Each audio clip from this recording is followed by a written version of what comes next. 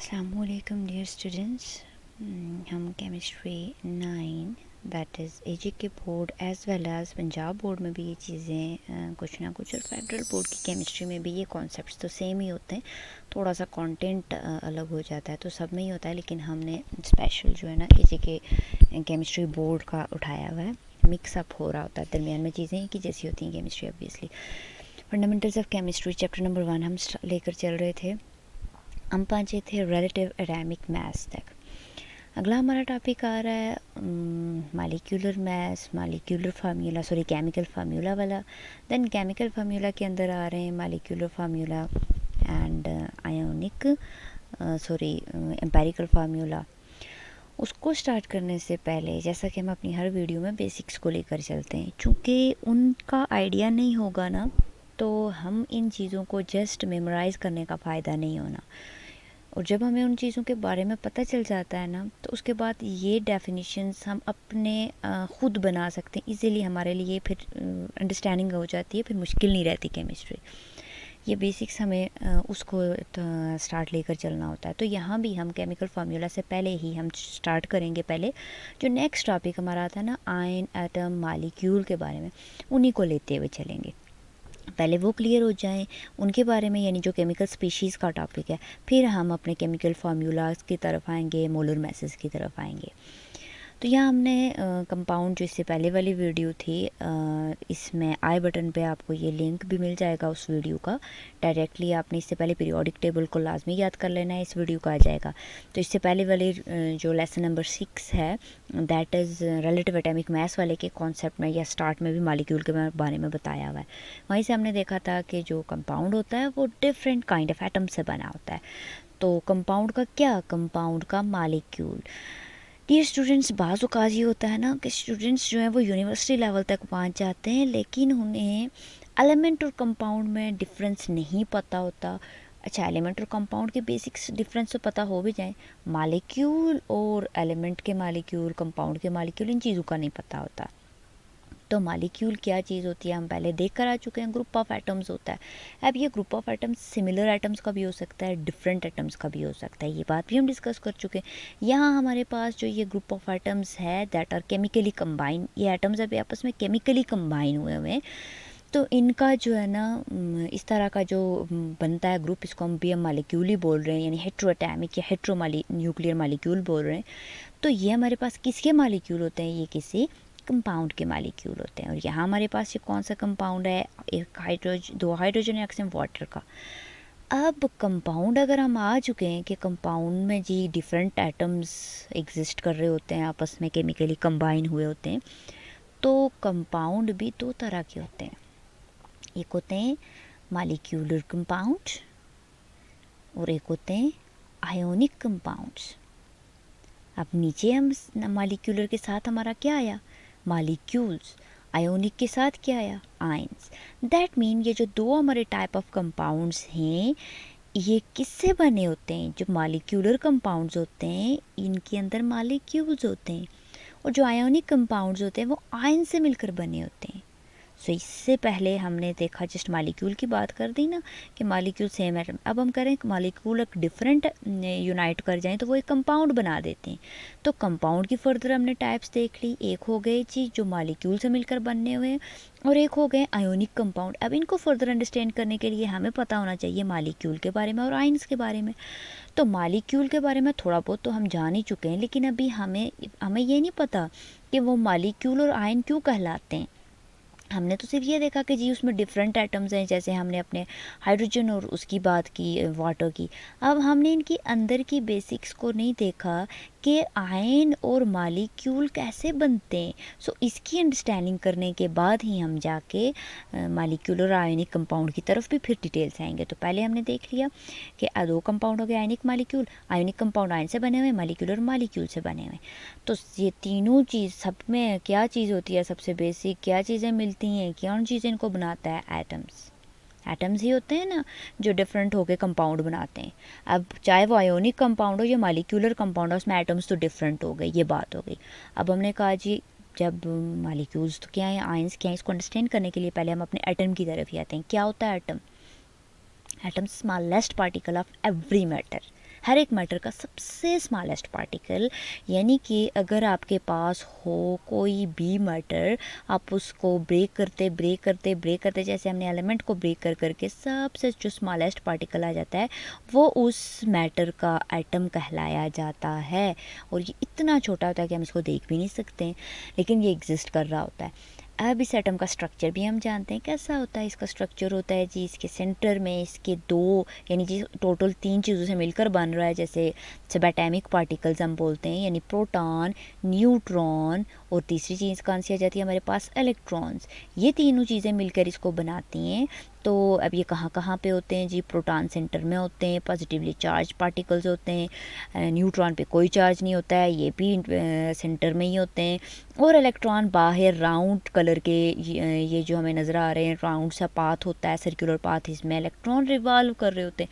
ये तो हमें एक एटम के स्ट्रक्चर का पता है, लेकिन एटम को क्या ज़रूरत पड़ती है कि वो मॉलिक्यूल बनाता है, और एटम को क्या ज़रूरत पड़ती है कि वो आयन बनाता है। इसको अंडरस्टैंड करने के लिए हम चलते हैं कि असल में इसको बोलते हैं, यानी ये जब इलेक्ट्रॉन या जो भी बनाने की कोशिश करता है उसमें ये क्या हासिल कर रहा होता है, ये अपने इलेक्ट्रॉन को, या तो जो भी कारोबार करता है ना, ये अपने इलेक्ट्रॉन की फॉर्म में कर रहा होता है। यानी इसने चाहे मॉलिक्यूल बनाना है या इसने आयन बनाना है, सब में ये किसको इन्वॉल्व कर रहा होता है, अपने इलेक्ट्रॉन को। क्या मतलब हुआ इसका? मतलब ये हुआ कि हम लोग अगर अपनी बात करें तो हम लोग सोसाइटी में रहने के लिए हम किस तरफ जा रहे होते हैं, फाइनेंशियली इस्टेब्लिश होते हैं, अपने आप को स्टेबलाइज करने के लिए क्या करते हैं, हम मनी गेन करते हैं, पैसों को कमाते हैं, एम्प्लॉयमेंट होते हैं, एम्प्लॉयर्स होते हैं, जो भी करते हैं हम पैसे कमाते हैं कि हम एक स्टेबल लाइफ गुजार सकें। ठीक हो गया, वर्ड टर्म जो मैं यूज़ कर रही हूँ दैट इज़ स्टेबल। हम अपनी लाइफ को स्टेबल करने के लिए क्या करते हैं, पैसों का लेन देन करते हैं। हम कौन से टर्म में अपने आप को स्टेबल करने के लिए कारोबार करते हैं, बिजनेसेस करते हैं, मनी, पैसों के हिसाब से। तो जब हमें क्या होता है जी, जब हमारे पास कम पैसे हों तो हम कमाने की कोशिश करते हैं, बाज़ औक़ात हम अपनी ज़रूरियात के लिए किसी से उधार लेते हैं, बाज़ औक़ात हमारे पास ज़्यादा हो तो उधार देते हैं। तो हम इन सब में किसको लेकर आते हैं, हम लोग जो हम इंसान हैं वो हम किसके हिसाब से लेन देन करते हैं, अपनी स्टेबिलिटी को गेन करने के लिए सबसे मेन चीज़ हमारी, हम किसको यूज़ करते हैं, दैट इज़ मनी। तो इसी तरह से जो स्मॉलेस्ट पार्टिकल ऑफ एटम है ना, ये लोग पैसों का नहीं कारोबार करते हैं, ये किसका कारोबार करते हैं, ये अपने इलेक्ट्रॉन्स का कारोबार करते हैं। इलेक्ट्रॉन्स का कारोबार करके ये क्या गेन करते हैं, इलेक्ट्रॉन्स का कारोबार करके ये स्टेबिलिटी गेन करते हैं। यानी हम मनी को लेते देते पैसों के हिसाब से अपने आप को स्टेबलाइज करते हैं, तो ये भी अपने इलेक्ट्रॉन्स को लेते देते या शेयर करके क्या करते हैं जी, स्टेबिलिटी गेन करते हैं। तो यहाँ हमारे पास क्वेश्चन आता है कि एटम को क्या ज़रूरत होती है, इसके लिए हम टर्म यूज़ करते हैं रिएक्ट या रिएक्शन, यानी एटम क्यों रिएक्ट करता है। ये जो आप देख रहे हो ना मॉलिक्यूल या आयन, तो ये एटम के रिएक्शन, इसने रिएक्ट किया हुआ। रिएक्ट का मतलब है इसने अपने इलेक्ट्रॉन को या तो दिया है या लिया है। तो एटम क्यों रिएक्ट करता है, एटम अपने आप को स्टेबलाइज करने के लिए, स्टेबिलिटी गेन करने के लिए रिएक्ट करता है। जैसे हम लोग अपने आप को स्टेबल करने के लिए रिएक्ट करते हैं। हम लोगों का रिएक्ट मीन्स इधर हम मनी अर्न करते हैं, अर्न किया हुआ मनी हम आगे बिजनेसेस में लगाते हैं। तो इसी तरह एटम्स जो है ना, वो भी अपने आप को स्टेबलाइज करने के लिए रिएक्ट करते हैं। रिएक्ट इन अ सेंस वो इलेक्ट्रॉन्स के साथ अब कुछ करते हैं। क्या करते हैं, what do you mean by this?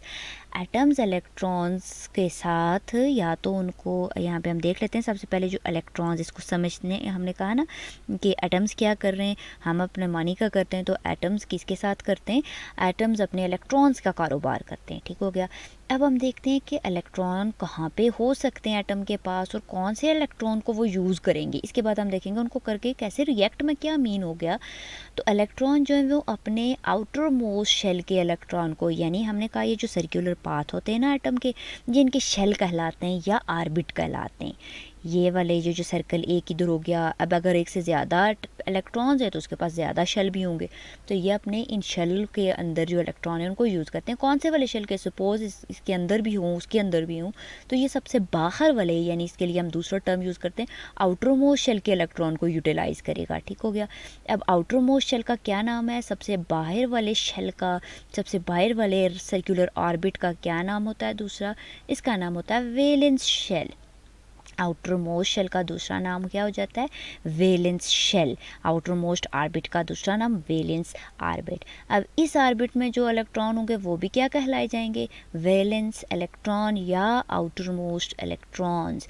तो एटम को जब भी अपने आप को स्टेबलाइज करना हो वो रिएक्शन शो करेगा। अब वो रिएक्शन शो करके क्या करेगा, वो अपने इलेक्ट्रॉन यूज़ करेगा। कौन से इलेक्ट्रॉन यूज़ करेगा, सबसे बाहर वाले। अच्छा, अब वो क्या करेगा, वो इनको यूज़ कैसे करेगा, वो या तो इन इलेक्ट्रॉन्स को देगा या लेगा, लेकिन कब, उसके पास क्वेश्चन आता है कि उसको कब ज़रूरत पड़ती है, कि वो कब स्टेबल है या वो कब स्टेबल नहीं है, तो उसने रिएक्शन शो करना है। तो इसके लिए एटम्स के अंदर एक कंडीशन होती है, दैट इज़ कि अगर उनके वैलेंस शेल में, यानी सबसे बाहर वाले शेल में, या तो 2 इलेक्ट्रॉन है इन फ्यू केसेस, और या तो उनके वैलेंस इलेक्ट्रॉन में 8 इलेक्ट्रॉन्स हैं, तो वो एटम कहलाया जाता है स्टेबल, यानी उसके पास ऑलरेडी स्टेबिलिटी में है, उसको लेने देने की ज़रूरत नहीं पड़ती, उसको इन इलेक्ट्रॉन को यूटिलाइज़ करने की ज़रूरत नहीं पड़ती। क्या कंडीशन होती है एटम के स्टेबिलिटी की, एटम की स्टेबिलिटी की कंडीशन होती है कि electrons in its outermost shell must be 2 or 8, or if an atom has 2 electrons or 8 electrons in its outermost shell, it is stable। ये रिएक्ट नहीं करेगा। क्यों, क्योंकि इसके आउटर मोस्ट में 2 हैं या 8 हैं।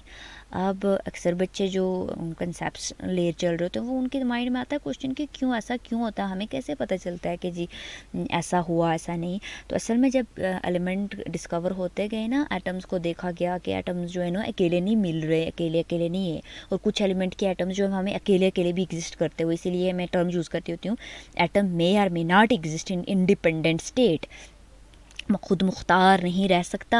तो उन्होंने जब एलिमेंट्स को चेक किया ना, तो कुछ ऐसे एटम्स मिले कि जो ना उन्होंने किसी के साथ बॉन्डिंग की हुई थी, ना मालिक्यूल बनाया था, ना आयन बनाया हुआ था, वो अकेले अकेले एटॉमिक फॉर्म में थे।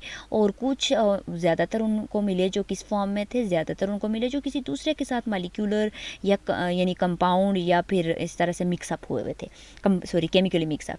तो अब अंडरस्टैंड करने के लिए तो देखना पड़ा उसके अंदर स्ट्रक्चर में गए, तो जाके पता चला कि ऐसे तमाम एटम्स जिनके पास अगर थोड़े से इलेक्ट्रॉन ही हैं, तो सबसे आखिर वाले शेल में 2 ही, यानी टोटल 3 हैं, टोटल 2 इलेक्ट्रॉन हैं, लाइक दैट। तो उसमें 2-3 वाले में तो नहीं हो सकता, 2 वाले जैसे, तो उसके बाहर अगर 2 इलेक्ट्रॉन्स हैं तो वो स्टेबल था। और इसकी एग्जांपल हम करें हीलियम के एलिमेंट, हीलियम एलिमेंट के एटम्स, हीलियम के पास 2 ही प्रोटॉन्स होते हैं, 2 ही इलेक्ट्रॉन, और इसका पहले शेल के अंदर ही दोनों आ जाते हैं, तो ये स्टेबल था। इसके एटम्स उनको ऐसे अकेले अकेले मिले, इंडिपेंडेंटली मिले। जब बात हुई इसी तरह से बाकी हीलियम के अलावा बाकी तमाम ग्रुप नंबर 8 के एलिमेंट, अब ये पीरियोडिक टेबल को लर्न करना इंतहाई ज़रूरी है। तो ग्रुप नंबर 8 के जितने एलिमेंट मिले उन सब के वैलेंस शेल जो थे, यानी सबसे आउटर मोस्ट शेल में कितने इलेक्ट्रॉन्स मिले, उसमें 8 इलेक्ट्रॉन्स मिले। तो इस तरह से देखा गया कि उनके एटम्स इस तरह से अकेले अकेले एग्जिस्ट कर रहे थे, उन्होंने आपस में मॉलिक्यूल्स नहीं बनाए हुए थे, ग्रुपिंग नहीं की हुई थी। तो वहाँ से फिर एलिमेंट या एटम के लिए पता चल गया कि एटम क्यों रिएक्ट करता है, क्योंकि जब एटम के वैलेंस शेल में अगर 2 इलेक्ट्रॉन, सबसे बाहर में 2 हैं, अगर उसके पास हैं ही बहुत थोड़े से, तो वो 2 को स्टेबिलिट करने की कोशिश करता है, और 2 हैं या 8 हैं तो वो स्टेबल है। लेकिन इसके अलावा बाकी जितने तमाम एलिमेंट्स हैं जिनके एटम्स के पास सबसे बैरूनी शेल, सबसे आखिरी शेल, सब वैलेंस शेल के इलेक्ट्रॉन अगर 2 नहीं हैं या 8 नहीं हैं, तो वो इन नंबरों को गेन करने की कोशिश करते हैं। क्यों इन नंबरों को गेन करने की कोशिश करते हैं, स्टेबिलिटी गेन करने के लिए। अब ऐसे केस में वो कैसे गेन करेंगे, तो ऐसे केस में या तो वो करते हैं जी गेन, या वो इन इलेक्ट्रॉन को करते हैं लूज़, या वो बाज़ाकात अपने ही दूसरे उसी तरह या किसी भी एटम के साथ म्यूचुअली शेयर, मतलब आपस में ही शेयरिंग कर देते हैं कि हाँ जी ये इलेक्ट्रॉन हमारा भी हो गया और ये इलेक्ट्रॉन्स आपके भी हो गए, ताकि आपका भी 8-8 कंप्लीट हो जाए या आपका भी 2-2 कंप्लीट हो जाए। तो इन चीज़ों से वो अपने आप को एटम क्या करता है, स्टेबलाइज करता है। क्या करके स्टेबलाइज करता है, कैसे स्टेबिलिटी गेन करता है, इधर इट गेन्स इलेक्ट्रॉन और इट लूजेस इलेक्ट्रॉन और it mutually share electron in order to get stability. तो why do atoms react, atoms react to get stability. Condition क्या है उनकी स्टेबिलिटी की, उनको स्टेबलाइज होने के लिए क्या, हमें स्टेबलाइज होने के लिए ज़्यादा से ज़्यादा मनी अर्न करते हैं, अपनी ज़रूरियात एटलीस्ट तब हम स्टेबल होते हैं जब हम अपनी एक्सपेंडिचर्स हमारी और हमारी जो आती हैं नीड्स वो इक्वल हो जाती हैं, तो तब हम कहते हैं स्टेबल हैं। उसके बाद वाले मनी को हम यूटिलाइज़ करके बिजनेसेस में या किसी को भरो दे किसी को उधार देते हैं, और जिन लोगों के पास जो अपनी ज़रूरत नहीं पूरी कर पाते हैं वो उधार ले भी लेते हैं अपनी इनकम से अलावा कि यहाँ ज़रूरियात पूरी हो रही हैं। इसका मतलब वो भी अपने को स्टेबलाइज़ कर रहे होते हैं। तो एटम्स भी अपने आप को स्टेबलाइज़ करते हैं। अब एटम्स का तो पैसों का लेन देन नहीं है, किसका है, इलेक्ट्रॉन्स का। तो वो इलेक्ट्रॉन्स क्या कंडीशन होती है कि कब उनको स्टेबलाइज होना है, यानी उनकी क्या ज़रूरत होती है एटम की। एटम की ज़रूरत होती है कि या तो उसके valence shell outer most shell में 2 इलेक्ट्रॉन हो या 8। अगर 2 या 8 से, अब हर एक के लिए 2 नहीं होगा, 2 बहुत फ्यू एलिमेंट्स के लिए 2 का स्टेबिलिटी आती है जिनके पास हैं ही टोटल बहुत कम इलेक्ट्रॉन। लेकिन जैसे ये अंदर वाला नंबर बढ़ जाता है, दैट इज़ प्रोटॉन। हम जानते हैं जितने प्रोटॉन है उतने ही इलेक्ट्रॉन है। तो जैसे ही प्रोटॉन का नंबर बढ़ जाता है वैसे ही उसके लिए स्टेबिलिटी की कंडीशन क्या आ जाती है, 8 आ जाती है। यानी उसके आउटर मोस्ट शेल में 8 होने चाहिए, तभी वो एटम स्टेबल होगा। तो जिनके पास नहीं होते हैं वो फिर क्या करते हैं, वो स्टेबिलिटी गेन करने के लिए इधर गेन करते हैं, लूज़ करते हैं या म्यूचुअली शेयर करते हैं ताकि वो स्टेबलाइज हो सकें। ठीक हो गया, ये बात अब हमें पता चल गई। अब फिर क्वेश्चन आता है कि कौन से एटम की ज़रूरत होती है वो गेन करता है, कौन से एटम लूज़ करते हैं, कौन से म्यूचुअली शेयर करते हैं। तो इसके लिए हमारे पास पीरियोडिक टेबल और उसकी एक जो नेक्स्ट लेक्चर आया हुआ है, classification of elements into element metals and non metals, वो वाला भी मस्ट वॉच कर लीजिए। उसके बाद यहाँ पर आप लोगों को ये वीडियो समझ आएगी। तो वो जो एलिमेंट्स हैं ना, जो जिनको हमने मेटल कहा, जिनकी एबिलिटी होती है टू लूज़ इलेक्ट्रॉन्स, क्या एबिलिटी होती है मेटल्स की, डेफिनेशन भी प्रॉपर हुई हुई है, प्रॉपर्टीज़ भी। तो वो सारे के सारे पीरियोडिक टेबल के एलिमेंट्स जो हैं वो लूज़ करते हैं। क्यों लूज़ करते हैं, in order to get stability. अच्छा, गेन कौन से एलिमेंट्स करते हैं, नॉन मेटल एलिमेंट्स जो हैं वो क्या करते हैं, नॉन मेटल एलिमेंट्स के नॉन मेटल्स के एटम्स जो हैं वो इलेक्ट्रॉन्स को गेन करते हैं in order to get stability. अब मेटल्स जो लूज़ करते हैं और नॉन मेटल्स जो गेन करते हैं, तो लूजिंग और गेनिंग से जो एटम्स होता है ना, उसके बाद जब उसने एक इलेक्ट्रॉन को लूज़ कर दिया या गेन कर दिया तो वो बन जाता है एक आयन। तो आयन की डेफिनेशन क्या हो गई, आयन एक ऐसी स्पीशी होती है जिसने या तो इलेक्ट्रॉन को लूज़ किया होता है या गेन किया होता है। तो यहाँ पे हम देखेंगे भी कि लूज़ और गेन के बाद उस पर चार्ज क्या आ जाता है। इससे पहले तो हम ये पढ़ के आए हुए कि एटम तो इलेक्ट्रिकली न्यूट्रल है, उस पर कोई चार्ज नहीं होता। लेकिन जब वो अपनी स्टेबिलिटी को गेन करने के लिए अपने वैलेंस शेल में 8 या 2 इलेक्ट्रॉन को कंप्लीट करने के लिए अपने इलेक्ट्रॉन को लूज़ कर देता है, तो तब उस पर चार्ज आ जाता है। इसीलिए अब उसके लिए हम एटम टर्म नहीं यूज़ करते हैं, अब उसके लिए हम क्या टर्म यूज़ करते हैं, अब उसके लिए हम टर्म यूज़ करते हैं आयन। तो आयन क्या होता है, यानी चार्ज स्पीशी। ठीक हो गया, जिसने या तो इलेक्ट्रॉन को लूज़ किया होता है या इलेक्ट्रॉन को गेन किया होता है, दैट बिकम्स एन आयन। तो होता बेसिकली ये एटम ही है। दूसरी चीज़ हम देख लेते हैं कि कौन से एलिमेंट जो है ना वो क्या करते हैं। अगर हम इनमें से नॉन मेटल के एटम्स को, जैसे हाइड्रोजन की हमने पीछे एक वीडियो में देखा, 2 हाइड्रोजन के एटम को डाल दें तो वो आपस में ग्रुपिंग कर देते हैं। इन केस में इन दोनों एटम्स का काम था, इसने भी गेन नॉन मेटल्स की। यहाँ हमारे पास पहले हम पढ़ चुके हैं कि नॉन मेटल्स के एटम कर रहे होते हैं जी गेन, वो इलेक्ट्रॉन को गेन करते हैं अपनी स्टेबिलिटी को। लेकिन अगर दोनों नॉन मेटल एटम्स मिल जाएँ तो वो बना देते हैं क्या, मालिक्यूल। ऐसा क्यों होता है, क्योंकि नॉन मेटल की एबिलिटी थी गेन करना, दूसरे नॉन मेटल की भी थी गेन करना। अब दोनों ने तो गेन नहीं करना था, दोनों एक साथ कैसे गेन करेंगे, तो दोनों आपस में उस इलेक्ट्रॉन को क्या कर देते हैं, म्यूचुअली शेयर। यानी अब वो इलेक्ट्रॉन इनका एक एटम का भी हिस्सा हो जाता है, दूसरे का भी। इस वाले के लिए हम बोलते हैं म्यूचुअली शेयर। आपस में उन्होंने क्या कर दिया, आपस में शेयर कर दिया। तो यहाँ पे भी उन दोनों की क्या आ जाती है, स्टेबिलिटी आ जाती है। तो 3 हमने देखी चीज़ें जिससे कि एक एटम जो है वो अपने आप को स्टेबलाइज करता है, या तो गेन करता है या लूज़ करता है या म्यूचुअली शेयर करता है। तो गेन करने वाले एलिमेंट्स मेटल्स हो जाते, नॉन मेटल्स होते हैं, लूज़ करने वाले मेटल्स हो जाते हैं। और अगर नॉन मेटल को एक साथ डाल दिया जाए तो वो आपस में म्यूचुअली शेयर करके यानी वो मालिक्यूल बना देते हैं। और गेनिंग और लूजिंग से जो चीज़ बनती है उसको हम बोलते हैं आयंस। क्लियर यहाँ तक। अब हम चलते हैं फिर से, हमें कैसे पता चलेगा कि कौन से एटम के पास वैलेंस इलेक्ट्रॉन्स कितने हैं। ठीक हो गया, क्योंकि हमने मेन बात यही कही ना कि वो अपने आप को स्टेबलाइज करने के लिए यानी 8 या 2 को गेन करने के लिए या लूज़ करेगा गेन या म्यूचुअली शेयर, यानी वो रिएक्शन करेगा। ये सब चीज़ें किस में आती हैं? रिएक्शन में। जब भी वो इलेक्ट्रॉन को लेता देता या शेयर करता है तो हम कहते हैं इसने रिएक्शन कर दिया है, और वो भी केमिकल रिएक्शन, केमिकली इसने रिएक्शन शो कर दिया है। तो अब हम चलते हैं, हमें कैसे पता चलेगा कि वैलेंस इलेक्ट्रॉन्स जो हैं वो कितने हैं किसी एटम्स के पास। तो इसको अंडरस्टैंड करने के लिए वैलेंस इलेक्ट्रॉन्स कितने हैं उससे पहले हम ये देख लें कि ये जो अगर वैलेंस इलेक्ट्रॉन में कितने होंगे तो वो लूज़ करेगा और कितने होंगे तो वो गेन करेगा। यानी टोटल कितने होने थे? टोटल होने थे 8। तो 8 में से अगर आखिरी शेल में कितने आ जाएं तो वो उसकी क्या कंडीशन है? पहले आप देख लें कि अगर किसी एटम के वैलेंस शेल में आ जाते हैं electron that are less than 4, यानी इतने इलेक्ट्रॉन्स हैं जो नंबर 4 से कम हैं। 4 से नंबर कम कौन कौन से होते हैं? अगर किसी एटम के पास आखिरी शेल में एक ही इलेक्ट्रॉन आ रहा है, अगर किसी एटम के पास आखिरी शेल में 2 आ रहे हैं या 3 आ रहे हैं, तो इस केस में वो एटम क्या करता है? वो लूज़ करता है इलेक्ट्रॉन। और अगर किसी एटम के पास वैलेंस इलेक्ट्रॉन यानी सबसे आखिरी शेल के इलेक्ट्रॉन कितने हो जाते हैं? 4 से ज़्यादा हो जाते हैं, ग्रेटर देन 4। अब ये 4 से ज़्यादा कितने कितने हो जाएंगे? 5 हो सकते हैं, 6 हो सकते हैं, 7 हो सकते हैं।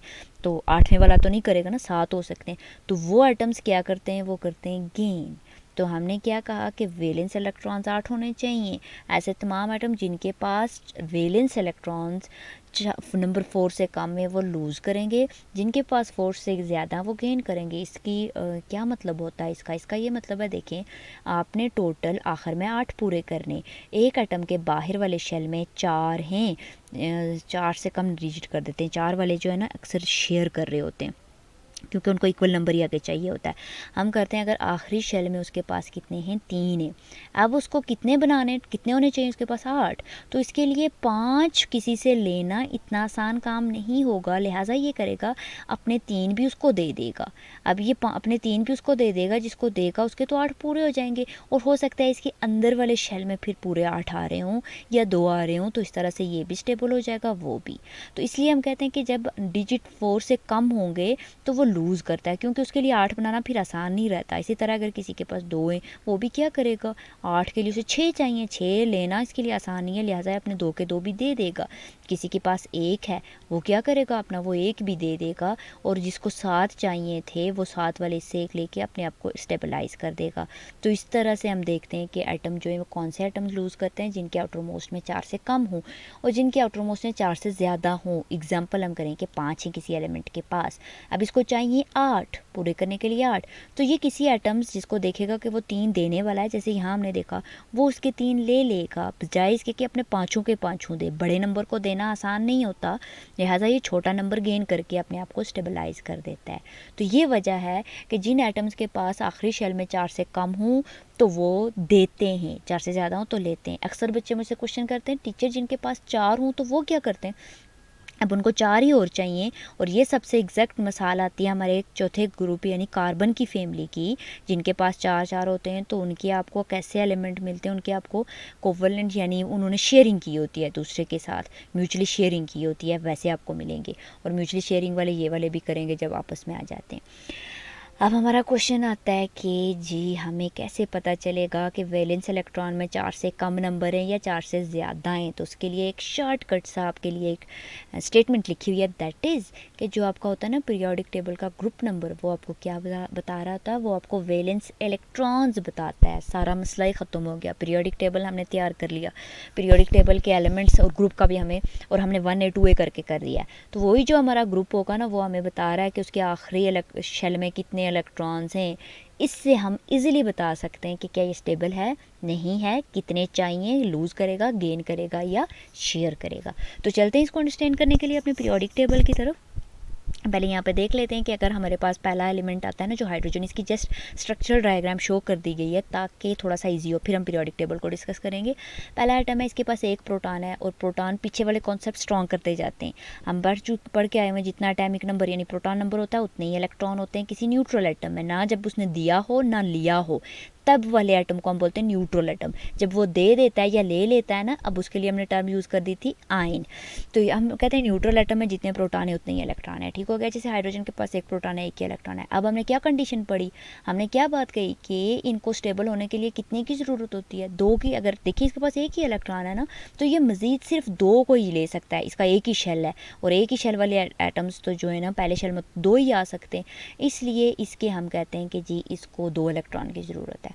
अब ये क्या करेगा, ये किसी से लेता भी है, लेके यहाँ पे स्टेबिलिटी गेन। अब जब इसने ले लिया तो आप अगर इसको गौर से देखें तो इसके पास प्रोटॉन तो एक हो गया, पी इसके पास एक हो गया, टोटल चार्ज हम निकाल रहे हैं, पी तो एक हो गया, पी की जगह हम लिख लेते हैं +1 तो एक हो गया। इलेक्ट्रॉन्स कितने हो गए इसके पास, इलेक्ट्रॉन्स 2 हो गए, प्लस माइनस माइनस और -1 जो कि 2 के साथ 1 है। अब इस पूरे पे आ जाएगा एक चार्ज, अगर ये किसी से ले लेगा इलेक्ट्रॉन तो इस पे आ जाएगा चार्ज, और इसको हम ऐसे लिखेंगे। अब ये न्यूट्रल नहीं रहा, अब इसके लिए हमने टर्म एटम नहीं लिखनी, अब ये बन गया एक आयन। क्यों, क्योंकि इसने एक इलेक्ट्रॉन गेन कर दिया, जिसकी वजह से एक चार्ज इस पर अपीयर हो गया। तो यूँ हम समझ रहे हैं कि एटम अपनी स्टेबिलिटी के लिए क्या क्या कर सकता है, या तो वो गेन कर सकता है, या वो लूज़ कर सकता है, या वो म्यूचुअली शेयर कर सकता है। अब दूसरी चीज़ देखते हैं हमारे पास कि ये तो हमारा अनस्टेबल है ना, इसका मतलब इसने लाजमी रिएक्शन करना है, कहीं इसने लेना है कहीं देना है। कोई अब ये डिपेंड करता है इसके साथ आने वाला कौन सा है, लेगा किससे, हवा से तो नहीं देगा, कोई एटम आएगा ही नहीं जो देने वाला या लेने वाला होगा। अब दूसरे एलिमेंट की तरफ देखें तो हमारे पास आता है हीलियम।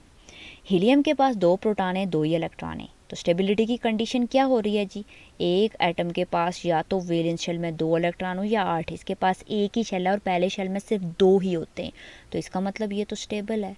तो ये क्लास का वो बच्चा है जिसको ना किसी से लेने की ज़रूरत है ना देने की। ये सोसाइटी का वो बंदा है जिसके पास इनफ है अपनी ज़रूरियात के लिए, ना उससे ज़्यादा है ना कम है, ना ये किसी को देगा ना ये किसी से लेगा। तो इसलिए हम ग्रुप नंबर 8 के एलिमेंट को नोबल बोलते होते हैं। अब समझ आई, तो यहाँ एक कंसेप्ट आ जाता होता है कि इसका मतलब है ये वाले एलिमेंट क्या नहीं करेंगे, ये वाले एलिमेंट रिएक्शन नहीं करेंगे, रिएक्ट नहीं करेंगे। तो रिएक्ट क्या होता है, इलेक्ट्रॉन का देना लेना या शेयरिंग, ठीक हो गया। तो जिनके पास 2 या 8 हैं वो नहीं करेंगे क्योंकि वो स्टेबल है। तीसरा एलिमेंट है हमारे पास लिथियम। लिथियम के पास हम अगर देखें तो इसके पास 1 2 3 प्रोटॉन है, 3 प्रोटॉन है तो 3 ही इलेक्ट्रॉन होने चाहिए, ठीक हो गया।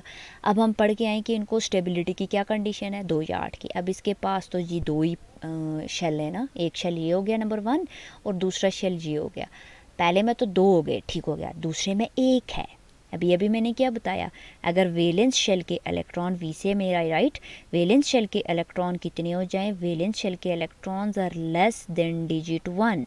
क्या होते हैं, वैलेंस शेल के इलेक्ट्रॉन जो हैं वो कितने हों, एक वैलेंस शेल के इलेक्ट्रॉन नंबर 4 से कम हो जाए, लेस देन 4, तो हम क्या करता है वो वाला एटम जो होता है वो अपने इलेक्ट्रॉन को लूज़ कर देता है। इसका मतलब यहाँ पे ये अपना लूज़ करेगा, अंदर कितने बच जाएंगे, 2, तो यूँ ये स्टेबल हो जाएगा, ठीक हो गया। अगले एलिमेंट की तरफ देखें तो इसके पास नेक्स्ट वाले में कितना होता है, ये यानी ग्रुप नंबर 2 है ना, तो इसके 2 होंगे।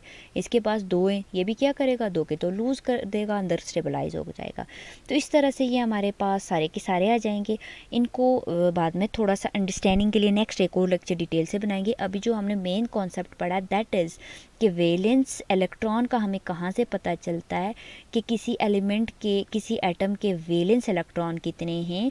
हमने पढ़ा है कि वैलेंस इलेक्ट्रॉन का पता हमें उनके ग्रुप से पता लगता है। कैसे, ग्रुप नंबर 1 है ना, इसको हम 1A लिखते हैं, और याद भी हो गया होगा पीरियोडिक टेबल, लाजमी याद नहीं है तो डिस्क्रिप्शन बॉक्स में भी होगी इसकी लिंक, दोबारा जाके उस वीडियो पे टेबल को लाजमी याद कर देना है।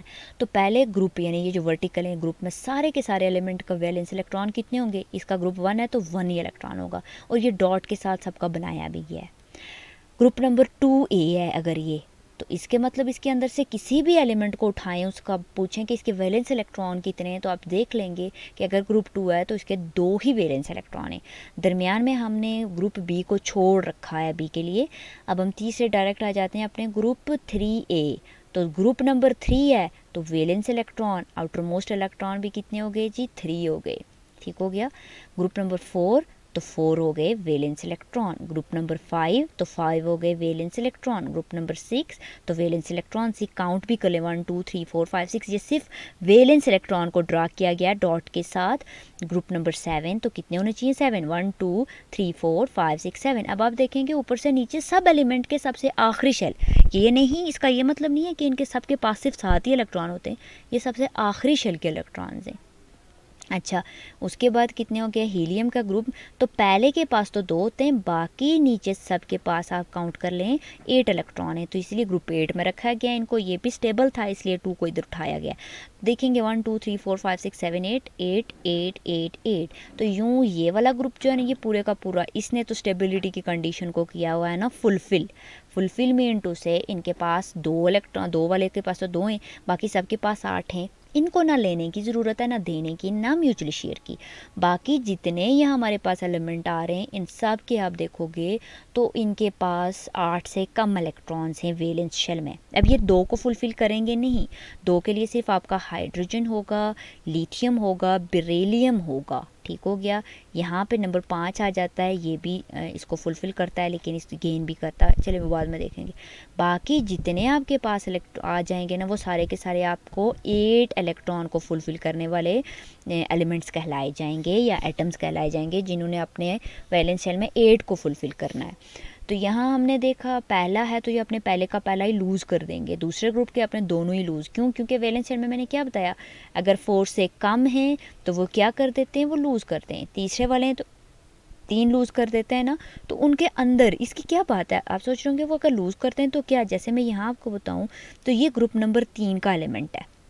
इसके पास कितने 1 2 3, 3 है तो 3 वैलेंस इलेक्ट्रॉन, ये पहला होता है ये दूसरा वैलेंस इलेक्ट्रॉन है, 3 वैलेंस इलेक्ट्रॉन्स हैं। तो अब हमने क्या किया कि ये तीनों के तीनों क्या कर देगा, ये वाले तीनों अगर लूज़ कर देगा तो अंदर आप देखेंगे 2 बन जाने, तो इस तरह से ये स्टेबल हो जाएगा।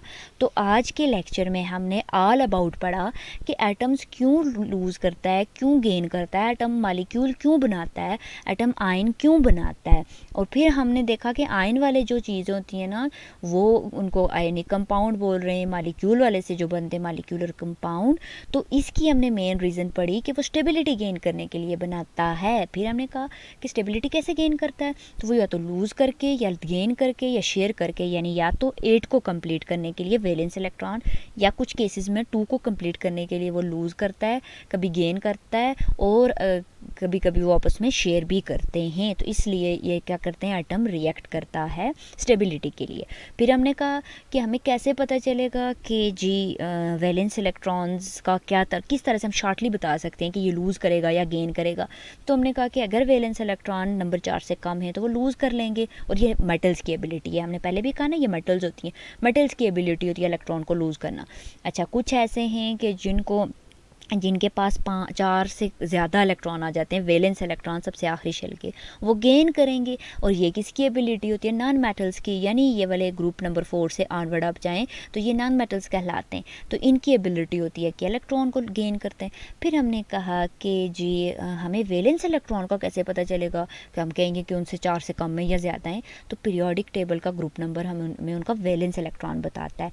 जिस ग्रुप में एलिमेंट आते हैं ना उसके सब के आखिरी शेल के उतने ही इलेक्ट्रॉन होते हैं। तो इजीली हम बता सकते हैं कि ये वाले एलिमेंट्स लूज़ कर रहे हैं, गेन कर रहे हैं या शेयर कर रहे हैं। अब हम अपनी एक्टिविटी को सॉल्व करेंगे ताकि हमें पता चल सके कि कॉन्सेप्ट हमारा सही हुआ है या नहीं। 2 के ये वाले क्वेश्चन एक्सरसाइज में नहीं है, शायद कहीं सेल्फ असेसमेंट में नहीं है, लेकिन टॉपिक को अंडरस्टैंड करने के लिए जब तक ये चीज़ें ना की जाएँ तो आगे चलने का फ़ायदा नहीं रहता। तो हमारे पास आ रहे हैं जी कुछ एटम्स हमने उठाए और हमने बताना है कि वैलेंस इलेक्ट्रॉन कितने होंगे। तो ये इसके लिए हमें पीरियोडिक टेबल और उनका ग्रुप याद होना बहुत ज़रूरी है। याद हो फ़ौरन से साइड पे ड्रा करके तो ये फाइंड कर सकते हैं। सोडियम ग्रुप नंबर 1 हाल ही नहीं की, रब से फरियाद नहीं है, पहले से आ रहा है फ़ौरन से। अगर ग्रुप 1 से है तो उसका वैलेंस इलेक्ट्रॉन कितने होंगे, 1 ही इलेक्ट्रॉन होगा आखिरी शेल में। मैग्नीशियम कौन सा ग्रुप आ रहा है, सेकंड ग्रुप हमने किया था ना, बेटा मांगे कार स्कूटर, तो अगर दूसरा ग्रुप है तो इसके वैलेंस इलेक्ट्रॉन भी कितने हो गए जी, दूसरा। क्लोरीन कैलेग्रा कौन से ग्रुप से होगा, तो ये आई रिमेंबर कि ये 7th ग्रुप था जिसको हमने हैलोजेंस कहा था। तो 7वें ग्रुप के एलिमेंट थे फ्लोरीन, क्लोरीन, ब्रोमीन। तो अगर ग्रुप नंबर 7 है तो इलेक्ट्रॉन भी कितने हो गए, 7 हो गए। ठीक है। वीडियो को पास करके पहले फिल किया करें, देन रीचेक किया करें, सो दैट अंडरस्टैंडिंग मज़ीद अच्छी हो सके। आर्गॉन ग्रुप नंबर 8 से है, जो ना लेते हैं ना देते हैं, तो 8 है तो 8 ही इलेक्ट्रॉन, स्टेबल इलेक्ट्रॉन एटम्स। फिर हो गया ऑक्सीजन, ऑक्सीजन ग्रुप नंबर 6 से आता है। उस सीते पुत्र जो हमने पीरियोडिक टेबल तैयार किया, तो यहाँ क्या हो गया हमारे पास, ग्रुप 6 है तो 6 ही इलेक्ट्रॉन्स हो गए। अच्छा, कार्बन ग्रुप नंबर 4 का एलिमेंट है, तो अगर 4 है तो इसके वैलेंस इलेक्ट्रॉन भी कितने, 4। तो क्या कैसे हमने एकदम से वैलेंस इलेक्ट्रॉन बता दिए, यानी वैलेंस ऑक्सीशल के हमने उनके ग्रुप नंबर से बता दिए। बहुत आसान सा हो गया। एक और एक्टिविटी कर लेते हैं, it's enough to understand, I think so. आगे हम देखेंगे एक और नेक्स्ट वाले में मज़ीद आयन के बारे में रीड आउट करेंगे कि आयोनिक कैसे बनाते हैं, और उसके बाद जाके हम क्या कर आयंस कैसे बनाते हैं, कौन से पॉजिटिव होते हैं कौन से नेगेटिव होते हैं, ठीक है। क्योंकि ये आयन का इस चैप्टर में कॉन्सेप्ट आ रहा है, वो लेने के बाद हम फिर आ जाएंगे अपने मॉलिक्यूलर आयोनिक केमिकल फार्मूलाज की तरफ। Thank you so very much and अल्लाह हाफिज़।